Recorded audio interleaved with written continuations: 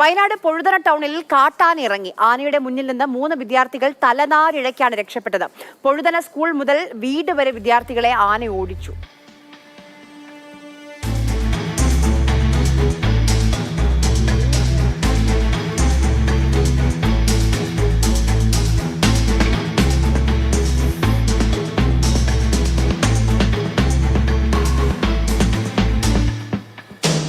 M കമലുണ്ട് നമുക്കൊപ്പം വിവരങ്ങളുമായി. കമൽ, ആ ദൃശ്യങ്ങൾ അത് കണ്ടു നിൽക്കുമ്പോൾ തന്നെ നെഞ്ചിലൊരു ഒരു മിന്നലാണ് കയറുന്നത്.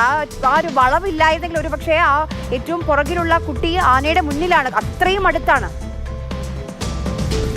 തീർച്ചയായും വളരെയധികം ഭയപ്പെടുത്തുന്ന ദൃശ്യങ്ങളാണ്. കുട്ടികൾ ആനയുടെ വളരെ അടുത്തെത്തിയിരുന്നു.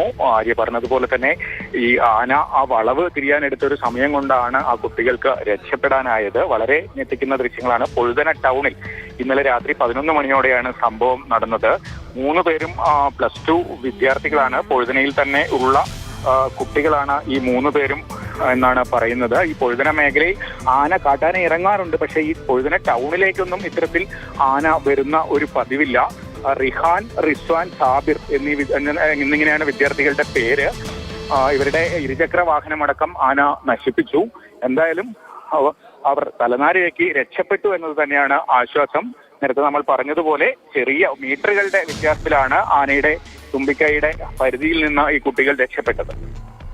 ശരി, കമലാണ് വിവരങ്ങൾ നൽകിയത്. ആ ദൃശ്യങ്ങൾ അത് ശരിക്കും അക്ഷരാർത്ഥത്തിൽ തലനാരിഴയ്ക്ക് ഭാഗ്യം കൊണ്ട് രക്ഷപ്പെട്ടു എന്ന് പറഞ്ഞാൽ മതി.